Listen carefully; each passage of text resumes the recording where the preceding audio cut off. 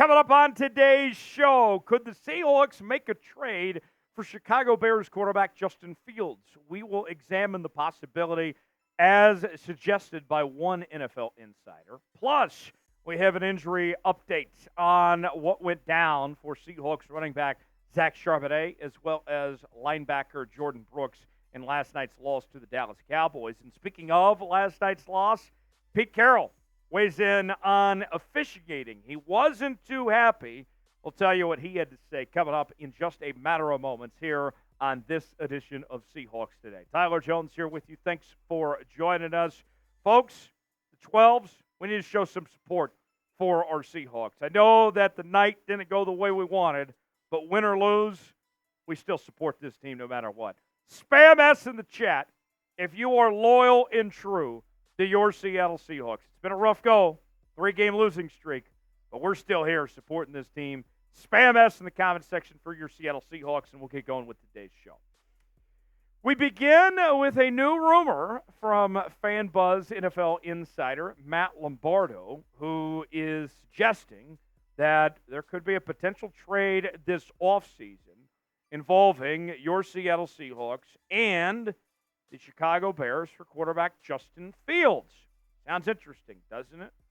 What would it take for this trade to happen? How likely is it? We'll dissect all of that here in a moment. Let's start with what Matt Lomabrdo had to say in his column this week in FanBuzz. The Seahawks might be a Fields away from legitimately challenging the San Francisco 49ers for NFC West supremacy. The Seahawks could turn the clock back with Fields and add a quarterback whom the young playmakers on offense can grow and win with well into the future. Now, it's no secret that the Seahawks are going to make a change at the quarterback position in 2024. I know Geno looked good last night, but he's been too inconsistent for the Seahawks not to go a different direction. And the way his contract works, they can pretty much get out of it after this year. Now, as far as the Justin Fields factor to the equation goes, Justin Fields, very talented quarterback.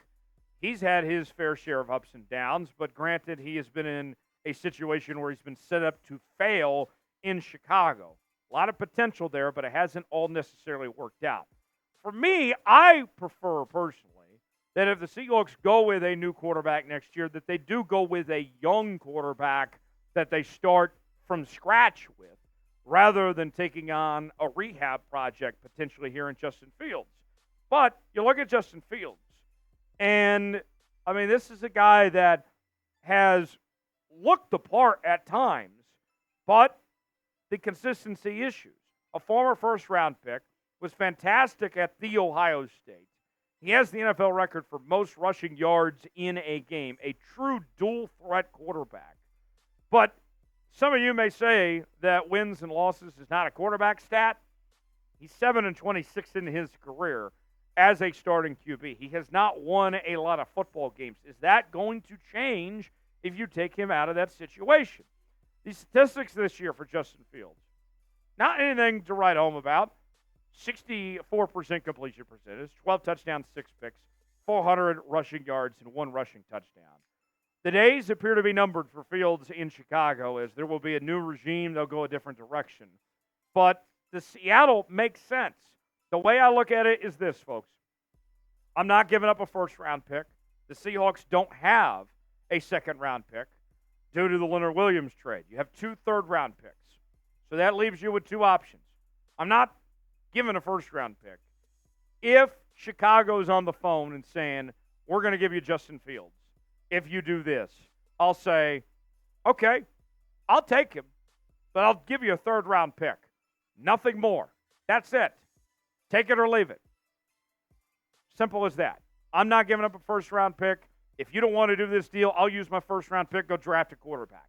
But I'm not giving up that first-round pick for Justin Fields. I don't have a second-round pick. Third-round pick, take it or leave it. What do you guys think?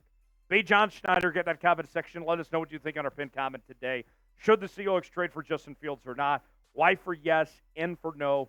Weigh in, tell us in the comment section if you believe Seattle should make a move here or not. Today's show is sponsored by Factor. This holiday season, you might be looking for nutritious, convenient meals to keep you energized on jam-packed days. Factor, America's #1 ready-to-eat meal delivery service, can help you fuel up fast for breakfast, lunch, and dinner with chef-prepared, dietitian-approved, ready-to-eat meals delivered straight to your door. You'll save time, eat well, and stay on track with your healthy lifestyle while tackling all your holiday to-dos. Skip the stress of meal prepping over the holidays with Factor. Choose from 35-plus weekly flavor-packed, fresh, never-frozen meals that support a healthy lifestyle and meet your meal preferences. All delivered right to your door and ready to eat in 2 minutes. Enjoy extra convenience any time of day with an assortment of 45-plus add-ons to suit various preferences and tastes. Choose from breakfast items like our delicious apple cinnamon pancakes, bacon and cheddar egg bites, and potato and egg and breakfast skillet. Or for an easy wellness boost, try refreshing beverage options like cold-pressed juices, shakes, and smoothies. Head to factormeals.com/SeahawksChat50 and use code SeahawksChat50 to get 50% off. That's code SeahawksChat50 at factormeals.com/SeahawksChat50 to get 50% off. I love Factor Meals. You'll love them too when you try them out today. Links in the comments and description of today's video.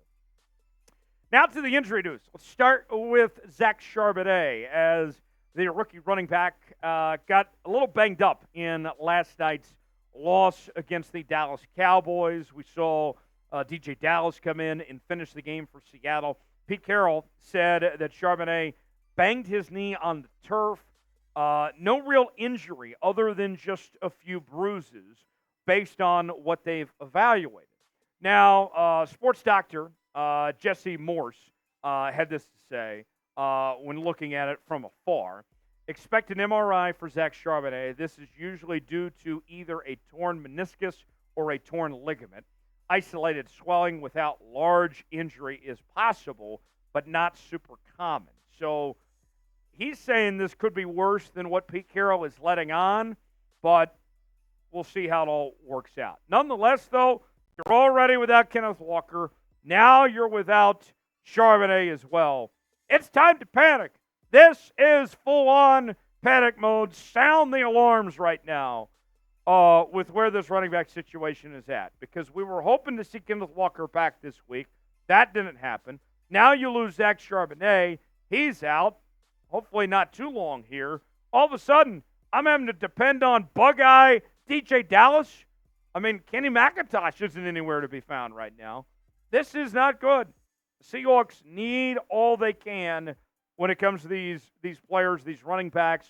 This has been an issue for a length of time. We've talked about that these guys continue to get banged up. Everybody's been hurt at some point this year. Now the trend just continues, and not great as far as that goes. That wasn't the only injury last night for Seattle. Jordyn Brooks, according to Pete Carroll, his ankle injury was a sprain. No word yet on the variety or severity of the sprain by Jordyn Brooks, but we'll continue to monitor that. When we get more information, we'll let you know. I'm concerned about where the running back injuries are at right now. My concern level is ultra high. It's about an 8 right now. Losing your top 2 backs and the way we've seen this carousel just go. What's your concern level right now? Weigh in the comment section. Tell me what you think, 1 through 10. Even through pain, frustration, suffering, we're still here on Seahawks Today. Join us each and every day on the channel for daily Seattle Seahawks news and rumors, live shows, watch parties. This is the channel for you. If you're a diehard Seahawks fan, if you're with this team through thick and thin, through all the misery they put you through, then this is the channel for you. Subscribe now. You'll be glad you did. Never miss a moment of the latest happenings in your favorite team right here on Seahawks Today. Last on today's show, we turn our attention to the head ball coach, Pete Carroll, as after last night's loss, he voiced his frustration over officiating. And for some of you, that's going to be music to your ears. He says, I was going back through the comments section after the game last night. There were so many of you saying, when I was asking, what's the biggest problem? Why did they lose this game? A lot of y'all were saying, it's officiating. Officials cost us this game. And I just sat there and shook my head. I'll explain more in here in a second. Pete Carroll, here's what he had to say. It's unfortunate that it feels like there was a whole nothing factor in this game. I don't know. You guys saw it a lot better than I did, but there was just way too many penalties in this game for both sides. We've got to get out of that kind of football. All right, two things. First off, the Seahawks did not lose because of officiating. Let me repeat. I'm going to look real close in the camera. The Seahawks did not lose because of officiating. This was not rigged. This was not stolen from them. Okay? You don't need to worry about the ballots that came in overnight. This was not a robbery in that sense. Officiating, I'll say this. It wasn't biased. It's just bad.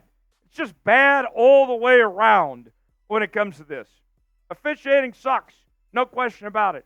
I think Pete Carroll is right that we've seen that officials are going the wrong direction when it comes to coverage penalties, that they are over-penalizing those plays. But it's not one-sided. It's just bad for everybody that we all have to deal with here. And unfortunately, that's the direction we've gone. So Carroll is right in that sense. But all you yahoos that are trying to say that this is rigged and robbed and all that, I mean, you're just full of crap. It's just not the case. It's just bad officiating. Cowboys had some calls go against them as well. More from Pete Carroll here. They know the game. They know how to make these calls, but they can't call everything that when there's a little this, a little that, in particular when it doesn't affect the play. I'm just saying that I think the game needs to be adjusted here somewhat, and that's true. So, are you pissed off about officiating last night? Spam F the refs in the comments section as we sign off today. Wasn't the night we wanted last night. I know you might not be happy about officiating. I'm mad at officiating for a different reason than you are. It's just bad all the way around. It's not rigged. It's just bad. I'm typing F the refs in the comments section. You do the same, and I'll see you next time here on Seahawks.